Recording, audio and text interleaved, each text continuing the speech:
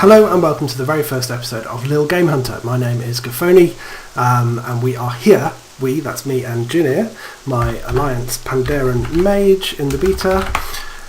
There he is waving noisily on the keyboard. We are here to talk about World of Warcraft's new pet battle system. Before live, we'll be going through week by week to watch the development of the system and how it makes its way into the expansion when it's finally released.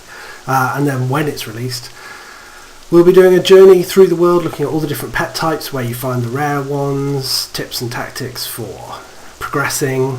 This isn't the elitist jerks of pet battles. If you want hard mathematics, go somewhere else, because I promise you I can barely add two numbers together.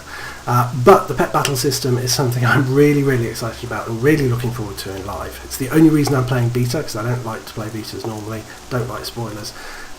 But I'm desperate to try this stuff out and I'm really enjoying it. And I thought it might be good to do this series about what we're seeing. So, like I said, before the release, I'll be doing kind of weekly beta shows of updates, things I'm finding out about how it's all working, just general stuff, and all the changes in the system, like, you know, not being able to sell pets to each other anymore. And I thought that we'd start in this very first show with a quick breakdown of the basics of what you need to know to get into the pet battles system. Well, let's start with a really quick breakdown of what you need to know to get started, the bare minimum. First of all, your pet window holds the details for all your pets. I've got this bound to the P button, as it is on live, but currently there's no key binding, so that might change by the time Pandaria is released. I'm not going to go into great detail now, that's for weeks to come, but this is a very important tip. See that little eye? When you open it for the first time, all this will be here, which gives you lots of hints and tips of how the window works. Really useful, worth reading through once, and you can always hit that eye to bring it back whenever you need it.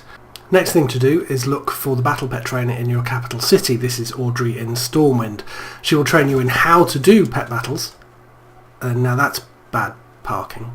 She'll train you in how to do pet battles, and also she'll start a short series of quests which will, if you follow the quests, teach you the basics of the whole system. So that is definitely stage 2. Stage 3 of the whole process is to find a pet to battle. Fly around until you see green paws on your minimap, and that means they are potentially capturable battle pets. There it is, a small frog. Right click, and it will start the battle. I like that. And then, this is early days, so you've just got one ability to use. Kick the hell out of the frog. Keep going until you either kill or capture the creature. You can capture things, providing they are capturable, you can capture things at below 35% health. I already have 3 small frogs, so I can't capture a 4th. You can only capture a maximum of 3, so I'll just finish them off for now. Simple start, but you'll start going. Your pets will ding like that, and by the time one of your pets hit level 5, the training wheels come off. That first series of quests will be over, and you'll be sent into the wider world, both to battle NPC pet trainers throughout the game, and also to hunt for wild pets at will. So the other big thing about the whole system, where a lot of the complexity in the gameplay comes from, is the fact that all pets have types.